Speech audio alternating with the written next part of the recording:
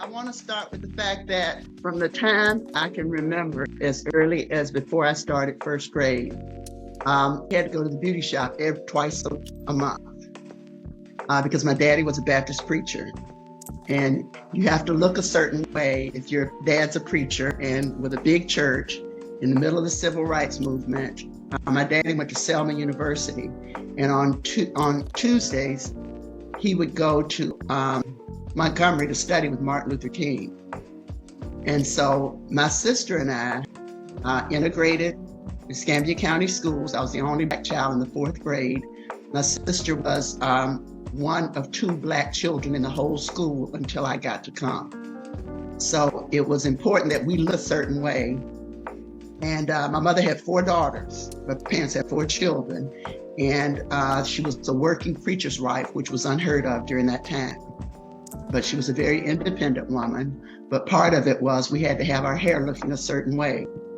And my daddy paid for the beauty shop for 5 females, just like he paid a mortgage. And I was the one with thick, long, heavy hair. And my daddy would take us and they'd say, "Oh, Reverend, thank you for bringing the girls. We're always so pleased. We can count on you." And as soon as my daddy would leave, they'd go, "Oh, who's going to do Renelia's hair? I did her hair last time. I'm doing Shirley's hair." So that's kind of how I grew up with hair issues.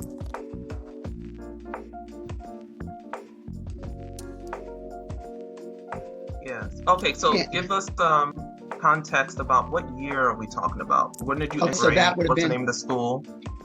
This would be 1963. And I started off at a little segregated school that was the primary school when I started first grade, L.A. Kirksey Elementary. And my daddy always made sure that our neighborhood backed up to a white neighborhood. So my best friend was a little girl named Luanne. She was white. And I didn't know that Luanne was white until the first day of kindergarten, because we would spend the night with each other. I'll send you a picture of me and Luanne on the swing set.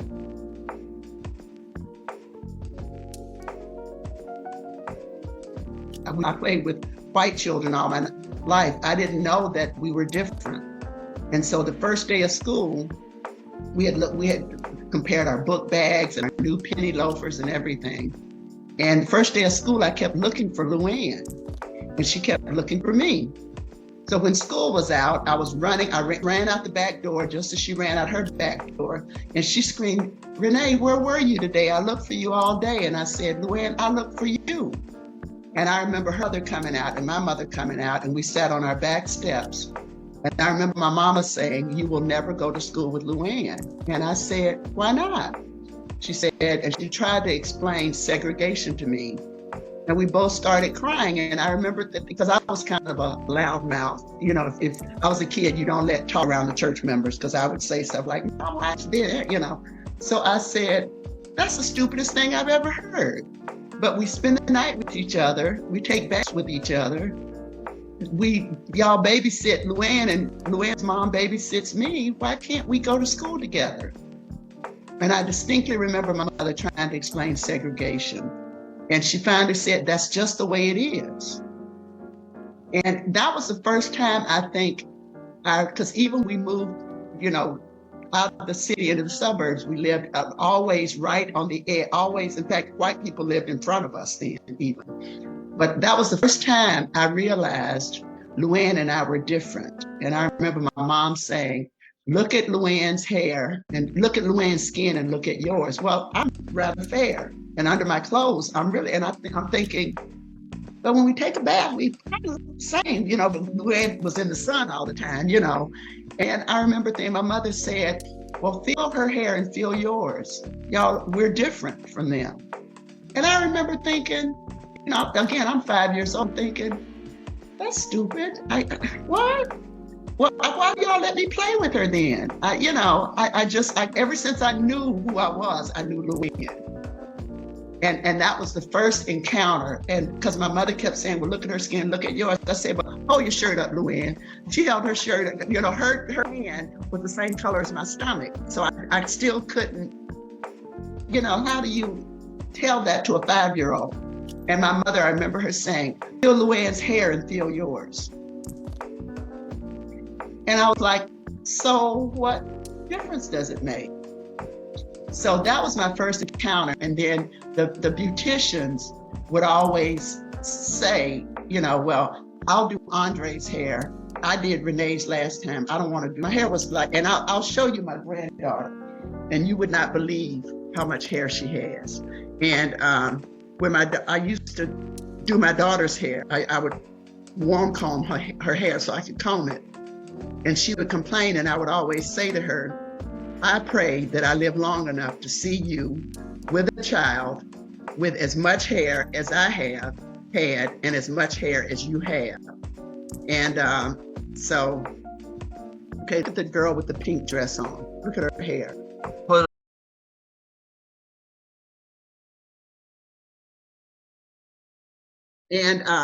And so, but it was always, for me, it was always like people would say, and I don't mind you saying this being on the recording, they, say, well, that little girl. Oh, look at it. The two things they would say is, oh, look at her hair. And then they would say, look at her butt, because I'm built like my daddy's people. So I grew up very much with hair issues because I was the one that had so much hair. Nobody wanted to press it, even though my daddy always, and I said, Daddy, you tip them and they talk about me when you leave. And my mother would say, well, I don't care. Your ASS is still going up there. So I can't. I mean, I understand now. I had one daughter. She had four of us. And she said, I will work a job to have somebody do y'all's hair. And she didn't care how much it cost. And Daddy had like a tab at the beauty shop, much like people would have at Sears. Okay, I just sent you the picture of my granddaughter. And that's the one with the blush colored dress standing next to her dad. That was how my hair looked, and that was how my daughter's hair looked. And I was always very particular about her hair because, it was always an issue. Like I said, if I would go with my daddy if he ran revivals. I was my dad's son, and he would always say, Renee should have come here, boy, because she will be forever in front of people, teaching, preaching, speaking, and he would always say, Renee was supposed to be my boy. Let's put it in context, because we're talking, like you said, the 60s, men typically did that. Yeah, of course, now women are doing it much more. Right, that's the thing. And my daddy would say, Renee was supposed to be my boy. Jimmy says, you're a female version of your daddy, faults and all. But I remember my daddy would run revivals all throughout the Southeast. He was very active in the National Baptist Association. And my mother would call if it was like a week-long event. My mother would call the first lady and say, my daughter is coming with my husband and she wants to come and he wants her to come and I don't want her to come, but I need you to kind of keep your eyes. But the only thing, he can do everything for her except he can't comb her hair. So she would always call the first lady and say, send a beautician to comb my daughter's hair because my husband can't comb it. And if he wants her to go and her hair isn't combed, he'll just put a hat on her head. And that's what he used to do. He'd take me to my aunt or somebody, because my mother was a nurse. And I would go to, I remember one time he was in court trying to get somebody out of jail. And I wanted to go, and he didn't have time to get my hair combed. And he put a hat on my head all day. And he kept giving me nickels to go to the vending machines to get Tootsie Rolls. And he said, don't tell your mother you ate Tootsie Rolls for breakfast and lunch. But I was his sidekick all the time. And, but it was always an issue. What are we going to do with Renee's hair? That's why my mother and father paid somebody to do my hair. And we lived 5 minutes from the Gulf. Anytime we went to the beach or we went to the black pool, then we always had a beautician where we could walk on our way from school. My mother would say, stop by Miss Tinsley or stop by Miss Dyson. Do not come home with your hair looking like that tomorrow. And so we would walk to the beauty shop and get our hair done. And then we'd walk home. When you say done, so all this time your hair is being pressed. So when you go to the beach and the pool, it would curl back up. And they're saying don't walk around with the curly hair. Yeah. And then when you needed to be done with your dad, is it because you slept on it, got a little frizzy, and they would re-braid it? And back then we didn't braid. I'd have like 2 or 3 big, I'll send you some pictures. I'd have 2 or 3 big ponytails, and they would hang down to here, but they had to be done every day. Okay. They had to. My mother did not want our hair braided. It had to be twisted and then braided just a little bit on the end with barrettes on it.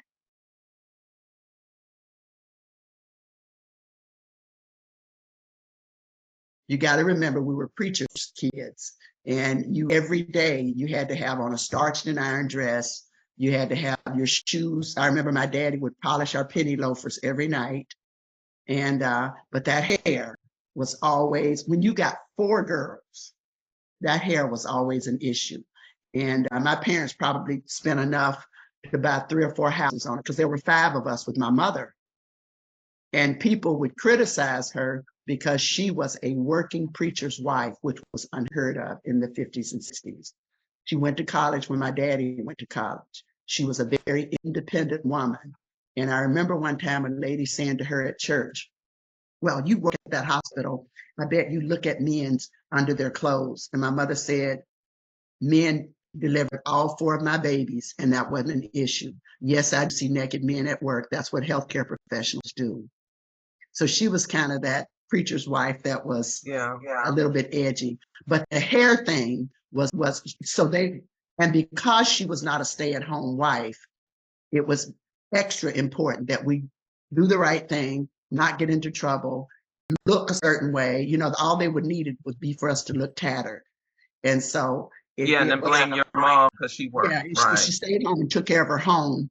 You know, her girls wouldn't be blah, blah, blah. And especially because we were girls. So why couldn't it be braided?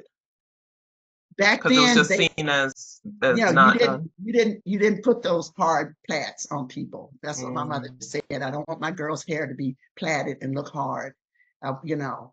And if you had a lot of hair, you just didn't want it, you know. And then for like, I'll show you some. I guess by the time I was in maybe my 4th grade picture, you know, you would actually get it pressed and curled.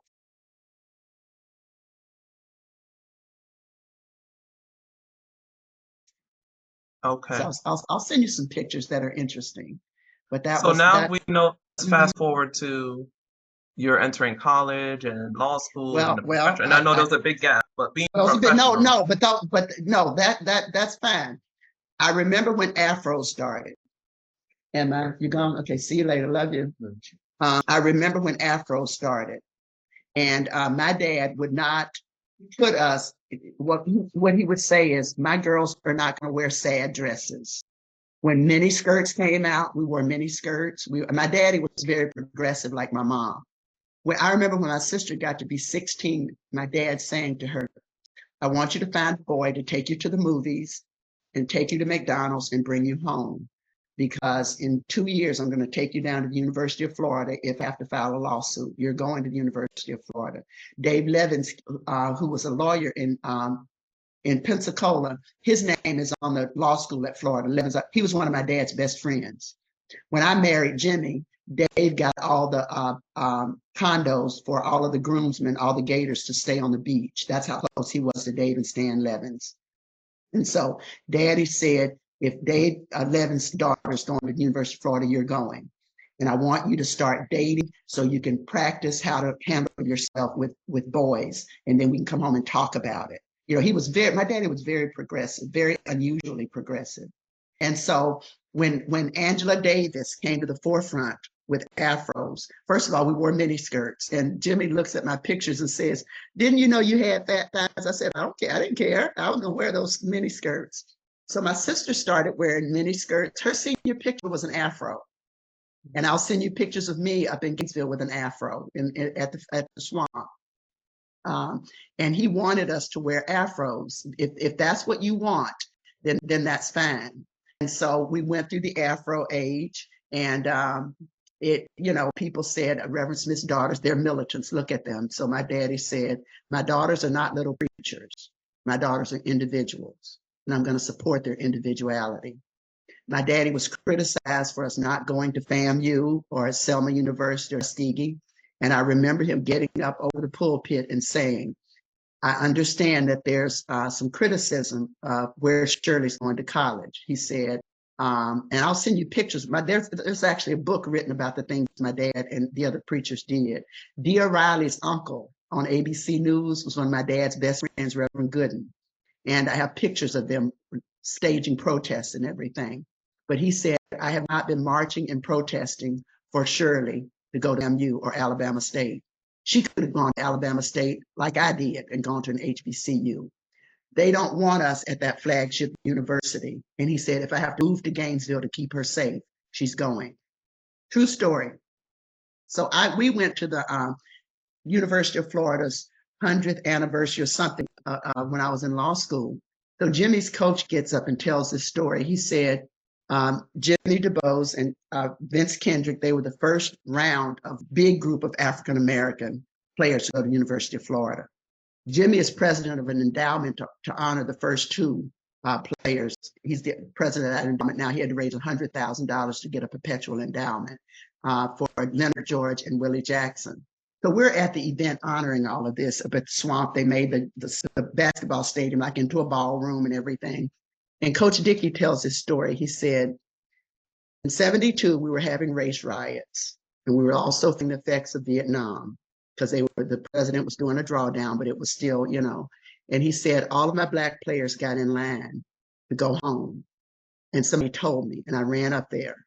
And he said, I grabbed Jimmy DuBose and I said to him, Jimmy, you get out of this line. I promised your mother and the Bull Gators in Sarasota, Art Johnson, a big lawyer, Jimmy's brother works at that law firm now, that I was going to take care of you, and you've lost your scholarship to FAMU. And so he said he pulled all the players in, he had a meeting with them, and he said, what can I do to keep y'all here?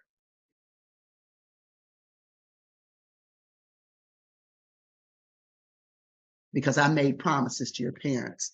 And Jimmy said, well, big part of the problem is there are Black girls here. And we're already having race riots and we can't date white girls.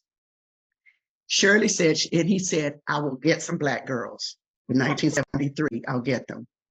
Shirley said Miriam Staley, who was the guidance counselor at Pensacola High School, we had already integrated. That would be like Plant High School today, Pensacola High School. Reuben Askew, governor, graduated from that school. That's the kind of school it was. Tapped Shirley on the shoulder and said, Shirley, you think you can get a group of Black girls at the University of Florida? And Shirley said, I looked at her and said, my daddy said, that's where I'm going. She said, well, I got some scholarship money for a group of girls. 8 of us went. I'm married to Jimmy that played for the Gators. Shirley's married to Alvin, who played for the Gators. My friend Pat Moore is married to Nat Moore, who played for the Gators and the Dolphins. So we all went to the University of Florida, but we went basically with Afros because that's what girls wore. And I'll send you some of my Afro pictures. After the Afro era, I started back to press my hair, and then I eventually got a perm. I needed something because I had to go to the beauty shop. My hair had to be done twice a month, even if I didn't go swimming, because it was thick, it was heavy. People used to grab my ponytails and say, give me one of these ponytails. So I either pressed or permed my hair until 2011. At my son's wedding, I declared to everybody, look at my hair. It was down to here. It was straight. It was, and I said, you will never see my hair like this again. I'm done. And I did it because I had a hard time with all my life being chained to that beauty shop. In college, Linda Morgan and I were kind of the beauticians for our group, but it was constant. So I got hair braided and I wore it in cornrows for a while. And I'm a deputy superintendent. And I was, as Jimmy said, most people were afraid of me because I was a lady that terminated people. So nobody would dare say anything to me about my hair. I always dressed, you know how I dress now. I always dressed ultra professional, probably because of my background, being a preacher's daughter. You don't leave the house unless you're well-dressed and well-groomed. But I braided my hair, and I think I have a couple of pictures of me with it braided. And yeah, I remember, love to see that. I've never seen you with your hair braided. So tell us, how old are you at this? How old are you? Well, it was, I was 55 when I'm 52, 53. I'll look, because I have some pictures of me at Gator games in my 50s with my hair braided, and I would have it braided, and sometimes I'd have the back loose. But my girlfriend, Joan Bruce, would come over and braid it for me because I was trying to let it grow out. Mm-hmm. And eventually, I wasn't quite ready for the big chop. And I had a real bossy, older white secretary, Patty Voorhees. She's such a good friend. She was at my children's weddings. I still have lunch with her. She said to me one day, I called this Brazilian beauty shop down the street, and they said it's time for you to get your hair cut if you're going to natural. And I'm like, well, who told you to know what I'm supposed to do, old white lady from the Midwest? And she just laughed at me. So I went down to because I was kind of ready. I was trying to figure out how and when. So I went down to this beauty shop, and she said, well, I can put some creatine. I said, hold on, let me tell you what you're going to do. You're going to use some natural shampoo. You are going to wash my hair. You're going to cut my hair. And I hate the beauty shop so much, I'm not going to even stay here till it dries. So if you put something on my hair that I didn't tell you to put on it, I'm an attorney. I will sue you and shut your, and I ain't playing with you. So she said, okay. So she washed it and she cut it, and I came home. I knew how I wanted it to look, but again, my hair naturally is very coarse, very heavy, very dense. As much hair as I have now, I had 5 times that much as a child. So I was wrestling with how am I going to do it? I would try to twist it. It would just be a nappy little, I couldn't figure it out. And one day, Jimmy and I were at the Publix getting some sandwiches to watch a Gator game. And this was between the braids and figuring out what products.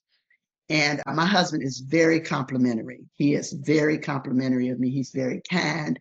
And he looked at me standing at the deli counter and he said, okay, Kizzy, what are we going to do with this hair? Jocelyn, I started to cry. I started to weep. He grabbed me and hugged me.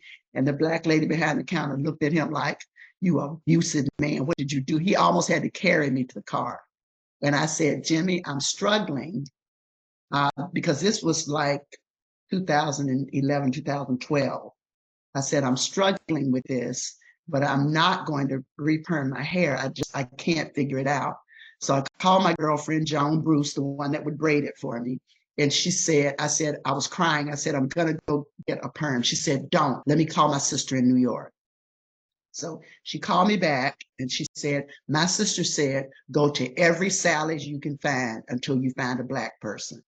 Because she said, I told her Renee's hair is beautiful, but it is my mother could tell by the strands of hair on the floor who didn't sweep the bathroom. She could pick up a strand and say, Renee, don't you tell me you swept the floor. This is your hair. It's long, it's thick, it's heavy, it's wiry.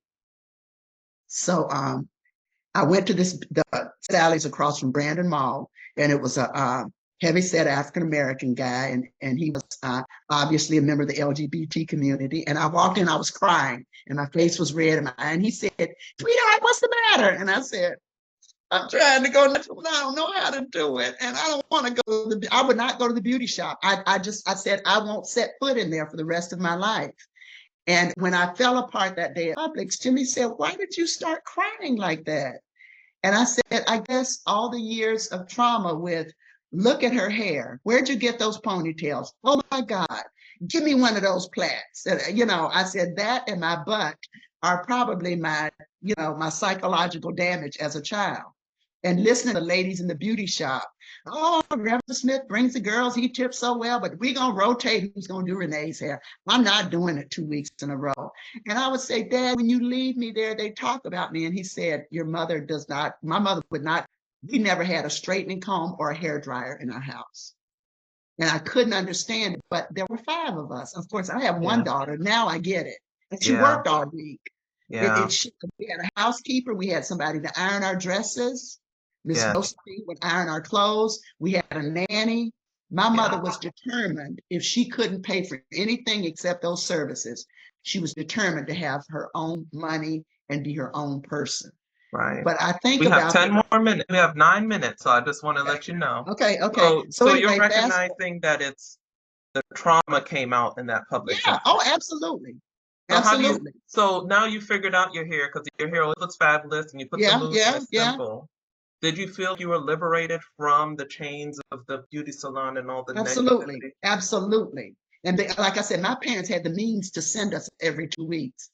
And one of the questionnaires was about, did you ever feel discriminated? Or nobody would dare, but I will tell you, I had an older white male superintendent, Kurt Brown. He's still in Pasco. He's retiring this year. When I cut my hair off, I came to work the next day and he said, I want to say something to you. I said, okay. He said, if I say it, do you think Jimmy will get me? I said, if you say something nasty to me, my husband will stomp you in the ground. And he said, I don't think it's nasty. He said, but men don't know what they can and can't say anymore. I said, err on the side of being conservative. And he said, I'm going to say what I think anyway. I said, okay. He said, cutting all that long hair off took 10 years off your face. You look beautiful. I will never forget, and this is an older conservative, Rick Scott's Secretary of State kind of person. He said to me, you are so beautiful with short, natural hair. He said, you were always beautiful. He said, but you look like a complete, he said, when you walked in today, I just had to look down to keep from staring at you. It totally changed your face. I will never forget him saying, and it affirmed that because I wasn't, but I will tell you, until he died, my daddy complained about my hair. And he said, you cut off all that nice, pretty hair, all that nice, pretty straight hair, and now you look like a gopher.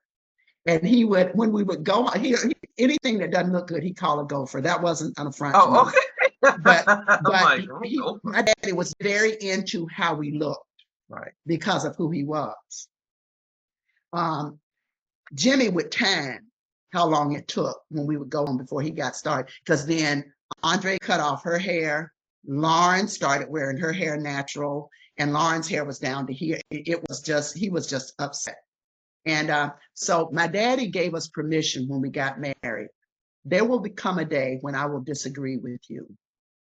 And as long as your husband thinks the way you think, you stand with your husband no matter what. Don't you ever disagree with your husband because of what somebody else thinks. If you disagree with him, you disagree because of what you think.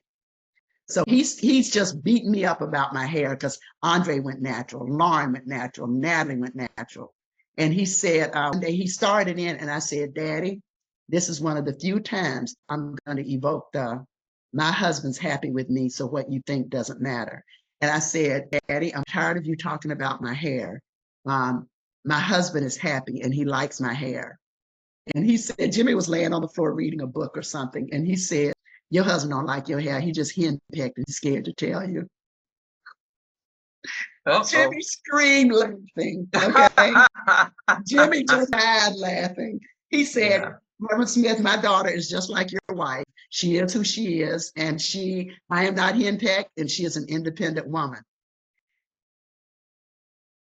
Sitting at the National Cemetery at my daddy's grave. I'll send you that picture too. I said to him, Daddy, I love you, and I will never come back to this cemetery because, I fainted twice. I was his daughter. I was his favorite child, and the other children knew it because I was supposed to be his preacher. And I said, but I want you to know I love you, I will miss you, and I'm sitting at your graveside with natural hair. And you see what's interesting?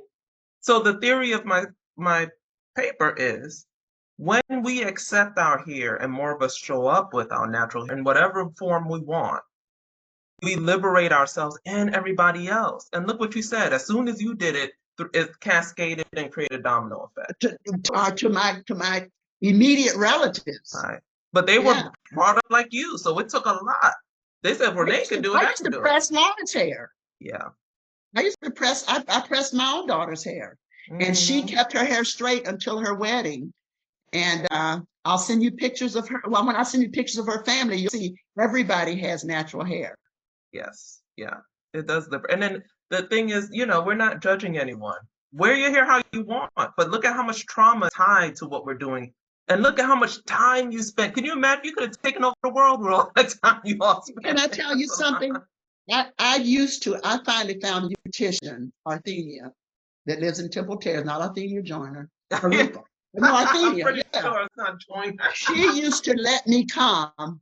I'd go at 5:30 in the morning when I needed a perm. And she said, I will have you out of here by 7. She only did professional women, and she had one person at a time. That I could accept that. But the going to the beauty shop, staying all day, I don't want to do that. And Me either. if you tied me up for a long time, I was no longer your client. So I would leave here at about 5 in the morning, go to her beauty shop. She would perm my hair, and by 7 o'clock, I would leave her house in Temple Terrace and drive to Pasco County to be deputy superintendent. And I got to a point that I just refused to go sit all day. If I got there, you were not ready for me. If you don't work on me and 5 other people, it's done. Right. Yeah, that's what I'm hoping. That's my dream, to have a salon for professional women, but only natural services.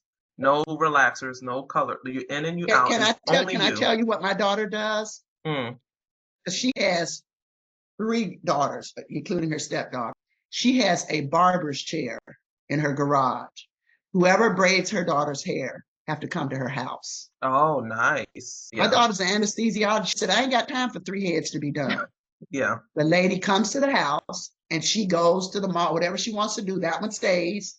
And but she said, I will not ever let my daughter set foot in a beauty salon.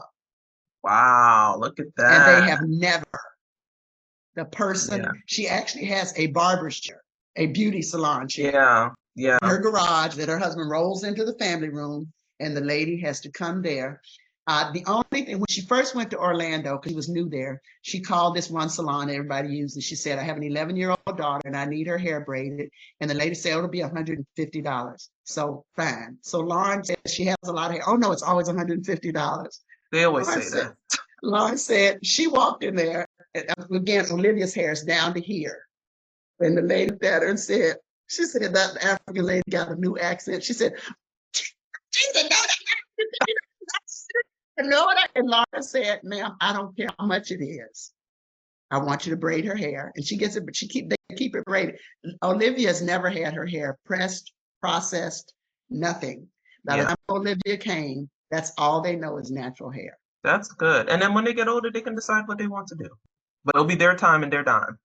Yeah. Thank you so much, Renee.